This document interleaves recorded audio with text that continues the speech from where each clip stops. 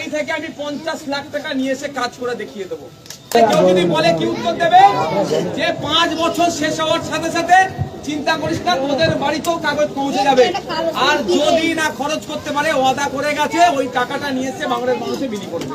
আমি কি বলেছি যে আমার 5 বছর শেষ হওয়ার পূর্বেই কি কি কাজ করেছি আমি খামে ভুরে, বা শেষ হওয়ার সাথে সাথে খামে ভুরে প্রত্যেকের ভোটারের বাড়ি পৌঁছে দেবো।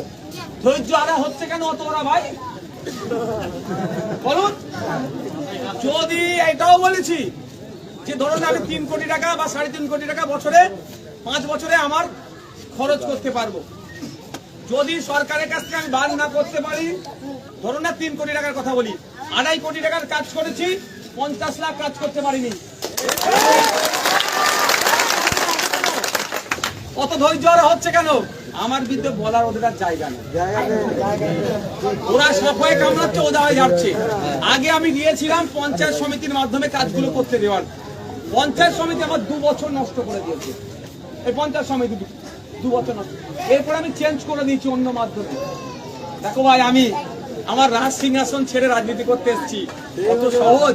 আমি আইন কানুনটা একটু বুঝি। অনেকে বলছে কেন মামলা করতে যাওনি, চিন্তা করতে হবে না। আমি আবারও বলে যাচ্ছি, 5 বছরে ভাঙড়ের একজন বিধায়কের বিধায়ক কোটা থেকে উন্নয়নের জন্য যে টাকা খরচ করা দরকার, যদি আমি খরচ করতে না পারি, সেই টাকা ভাঙড়ের মানুষের স্বার্থে বাড়ি থেকে নিয়ে এসে আমি বিলিয়ে দেবো। আমি কতটুকু কাজ করেছি না করেছি আমি এখন বলবো না, আমি। কারণ কি, ঠিক সময়ে আমি দেখিয়ে দেবো এইখানে এইখানে এইখানে, এটা হচ্ছে আপনারা শুধু আমি মিলিয়ে নেবেন, অসুবিধা হবে না। আর যেটা বলছেন যে মাইকে, তাদের বাড়ি তো খামে ভরে, খাম আমাদের সিম্বল জানেন তো, হ্যাঁ আমাদের সিম্বল খাম, খামে ভরে তাদের বাড়িতেও পৌঁছে দেবো আমি। যদি এটা সম্ভব না হয়ে ওঠে, তাহলে এই বুথে বুথে বড় বড় ব্যানার হয় না, ব্যানার করে আমি টাঙিয়ে দেবো যে 5 বছরে কি কি করি। এবার আপনার জানা দরকার, একজন এমএলএ 5 বছরে আগে ছিল 3 কোটি টাকা পাবে, এখন 5 বছরে এমএলএরা 3.5 কোটি টাকা পাচ্ছে। এই যে 50 লাখ টাকা বেড়েছে কার জন্য জানেন? ভাঙড়ের এমএলএর জন্য, ওই নোটরিয়াস ক্রিমিনালের জন্য কিন্তু নয়।